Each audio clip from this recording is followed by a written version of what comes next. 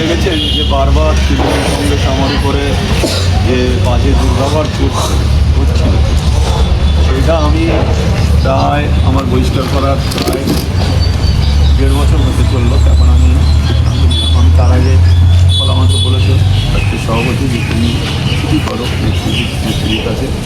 আমি তিনটে ছুটি করলাম যে যদি আমার ভুল ত্রুটি হয়ে থাকে আপনারা ক্ষমা করবেন। আপনি তো তৃণমূলটাই করি, আমি তৃণমূল ঘটনার ছিল। আপনার সাথে আমি 84 সাল থেকে যেতাম কংগ্রেস, আপনি যুব কংগ্রেসের নেতৃত্ব, তারপর থেকে আমি টানা আপনার সময়। তারপরে আজ পর্যন্ত তৃণমূল কংগ্রেস গঠনের পর থেকেও আমি দায়িত্ব নিয়ে ভ্রমণে যখন একটা ঝান্ডা ধরা লোক ছিল না তৃণমূল কংগ্রেসে, এখন মমতা বন্দ্যোপাধ্যায়ের ছবি মাথায় নিয়ে ঘুরেছি সারা বাংলায়। তারপরে সংগঠন তৈরি হয়েছে আস্তে আস্তে। 2001 সালে আমরা এখানে ক্যান্ডিডেট দিয়েছি, ছাত্রদা 11,000 ভোটে হেরেছে। তারপরে তোমার 2006 আমি জিতেছি। তারপর 2011 আমি অল্প সামান্য ভোটে আমাকে হারিয়ে দেওয়া হয়েছে পরিকল্পনা করে আমাদের দলের লোকই।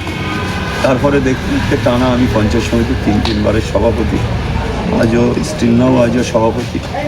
তারপরে যখন আমি ওই চিঠি দেওয়ার পরে তিনটে চিঠি দিলাম, 3 মাসে কোনো উত্তর আসেনি। তারপর আমি বক্সিদাকে বললাম তাহলে পরিস্থিতি কী বলুন। বলছে না, মমতা ব্যানার্জি বলেছে যে ওরে বলে দাও ইলেকশনের পরে ওকে দলে নেওয়া হবে। এখন আমি সিদ্ধান্ত নিলাম যে এই দলটা করার আমার মানসিকতা আর নেই। এখন আমি সিদ্ধান্ত নিলাম যে বিকল্প হিসেবে যদি দলটা করতে হয় তাহলে আইএসএফ করতে হয়। এখানে তো কংগ্রেস বা সিপিএম বা অন্য কেউ সেরকম নেই, সেই জন্য আমি সিদ্ধান্ত নিলাম আইএসএফ। আমরা দেখেছি যে ভাঙড়ে বরাবর একটা বাম জমানা দিয়েছিল, তারপরে যদি এখানে তৃণমূলের যে উত্থান এবং আরাবুল ইসলাম, ভাঙড় মানে লোকে আরাবুল ইসলামকে চিন্তা, সেই জায়গা থেকে কি একটা দীর্ঘদিন ধরে বহিষ্কার করার আগেও আপনার একটা ক্ষোভ তৈরি হয়েছিল? আমরা দেখেছি শওকত মোল্লার সঙ্গেও আপনার একটা দ্বন্দ্ব ছিল, কোনোভাবে আপনাকে আগে থেকে একটু কোণঠাসা করা হচ্ছিল? কোণঠাসা মানে এটা তো সব ওনার নির্দেশই হয়েছে। এখানে দল মমতা বন্দ্যোপাধ্যায় শেষ টাইমে এখানে পয়সার ব্যাপারটা দেখেছে।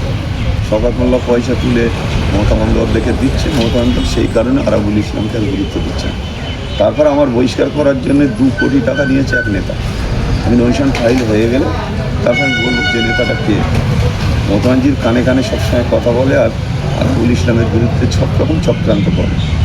তাই সেই চক্রান্তকারী আমি জেনে গেছি যে কে টাকা নিতে পারে, কে আমার বিরুদ্ধে মমতা ব্যানার্জির কাছে লাগাতে পারে। মমতা ব্যানার্জি কানে শুনতে পায় না, উনি এখন চোখে শুনছে। কানে শোনার যে কথাটা আরাবুল ইসলামের দীর্ঘ 20 বছর 25 বছর ব্যবহার করে নিল। হ্যাঁ, আজকে কেসের পর কেস, আজ এতগুলো কেস। সিপিএমরা আমার কোনো কেস দিতে পারে, যা করেছেন উনি মুখ্যমন্ত্রী হওয়ার পর। তা ওনার দল যারা মুসলিম ছেলেরা দল করছে তাদের 100 করে কেস। ওনার এইটা শিখে রেখেছে যে ওনার বিরুদ্ধে যাবে তার দাও কেস, তার দাও জেলে। আমি তো তখন ওনার বিরুদ্ধে যাইনি, পঞ্চায়েত নির্বাচনে সবে ঠেলে উঠেছি। একটার পরে একটা লড়াই, 6 জন মারা গেল। সেখানে কত লড়াই, কত সংগ্রাম আরাবুল ইসলাম করেছে। এই অপদর্থ ক্যানিংয়ের গিয়ে ওখানে লড়াই করিনি। তারপরেও মমতা বন্দ্যোপাধ্যায় কানে শুনতে পায়নি, দেখতে পায়নি, চোখে টের পায়নি, আরাবুল ইসলামকে বহিষ্কার করলো।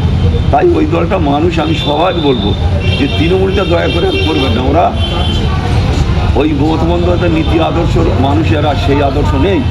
যখন 1989 সালে যখন করেছিল যে হাওয়াই চটি পরে উনি ঘুরতেন, এখন ওনার সোনার হাওয়াই চটি পরে ঘুরে বেড়াচ্ছে। আজকে কত টাকা ওনার আছে সেটা বাংলার মানুষ জানেন না, ওনার ফ্যামিলির কত টাকা আছে। তাই আজকে এই দলটা আমি আমার মনের কাছ থেকে, আমার ঘৃণা এসে গেছে, মনের কাছ থেকে আমি এই দলটার করব না বলে সিদ্ধান্ত নিয়েছি। মরসাদ আব্বাস ভাইদের নীতি আদর্শ, তাদের নীতি আদর্শের উপরে ভরসা করে আমি এই দলটা।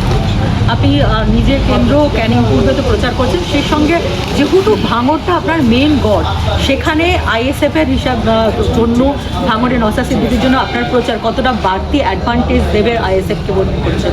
আমি করছি তো অনেক জায়গায় আইএসএফে, আমি আমার নওশাদ ভাইয়ের প্রচার করছি বিভিন্ন জায়গায়, বিভিন্নভাবে স্ট্রিট কর্নারগুলো করছি। তারপরে আমি তো রেলিতে সকালবেলা থাকতে পারছি না আমার এলাকার পক্ষের জন্য। আপনারা তো জানেন ক্যানিংটা অত্যন্ত টাফ, ওখানকার মানে এরিয়া অত্যন্ত বড়, পাতলা লোক থাকে, সেই সব জায়গাগুলো আমার ঘুরতে হচ্ছে। সেই জন্যতে আমি যতটা টাইম বলছেন দেখুনি, আমি তখনই সেটা আমার প্রোগ্রাম থাকলেও সেই প্রোগ্রামটা করে আসি। ভাঙড়ে আইএসএফ এর কতটা সম্ভাবনা রয়েছে বলে আপনি ওখানে 2021-এ দেখেছিলাম নওশাদ জিতেছিল। এবার শওকত মোল্লার আরও একটা মানে সমস্যা যেটা তাদের নিজেদের দলে কাইজারের সঙ্গে তার একটা দ্বন্দ্ব, এইগুলো কি তৃণমূলের এগেন্স্টে যাবে বলে আপনি যেহেতু দীর্ঘদিন তৃণমূল করা এই অঞ্চলে সেটা মনে করছেন? কাইজারের দ্বন্দ্ব কী আছে? কাইজারের দ্বন্দ্ব কাইজারে যেটা দল কাইজারেরও গুরুত্ব দেয়নি, কাইজারও বাইরে আছে। আমি তো বাড়তি সুবিধা মানে একটা জিনিস আপনারা ভাবুন, আমার তো একটা লোক আছে ভাঙড়ে, সেই লোকগুলো তো নওশাদকে ভোট দেবে, খালি সেই ভোট পেলে নওশাদ সাহেব 1 লক্ষ ভোটে জিতে।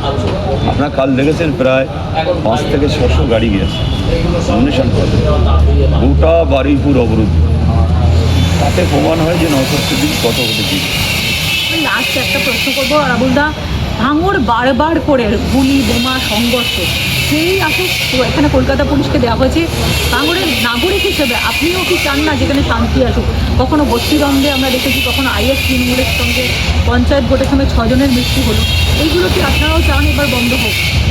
আমি 100%। আপনারা 2000 সালের দিক থেকে প্রায় 20 সাল পর্যন্ত আপনারা দেখুন যে কোথায় বোম পড়েছে, কোথায় গুলি চলেছে, কোথায় মানুষ মারা গেছে, কারুর বাড়ি বোম রেখে আসা হচ্ছে, কোনো জায়গায় মানে বোম পাওয়া যাচ্ছে 100-200 পিস করে, কোনো জায়গায় বোম বাংকিতে 4 জন মারা যাচ্ছে। এটা ঘটেছে। আপনি বলুন, এখন মমতা বন্দ্যোপাধ্যায় ক্যানিং ভাঙড়ের উপর একজন হারমাতকে চাপিয়ে দিয়েছে, এখন থেকে তো এই ঘটনাগুলো ঘটছে। ও তো ক্যানিংয়ে বোমগুলির উপরে ওর ওখানে ভরসা, ওখানে মানুষের ভরসা নেই। আমি যখনই প্রচারে যাচ্ছি তখনই লকডাউন করে দিচ্ছে সেই সব এরিয়া, কিন্তু হাজারে হাজারে এরিয়া আমার সাথে দেখা যাচ্ছে। ও বুঝতে পারছে যে কোনো জায়গায় আটকানো যাবে। ভাঙড় তো পারবেই না উনি, ওনার উপরে কোনো মানুষের ভরসা নেই। উনি যে এখানে কী করতে এসছেন সেটা ভাঙড়ের মানুষ হাড়ে হাড়ে বুঝে গেছে। যারা ওনার সাথে আছে তারাই ওনার ভোট দেবে। আমি 100% বলছি যে ওনার সাথে যারা আছে তারাই ওনাকে ভোট দেবে না, তারা আইএসএফকে ভোট দেবে।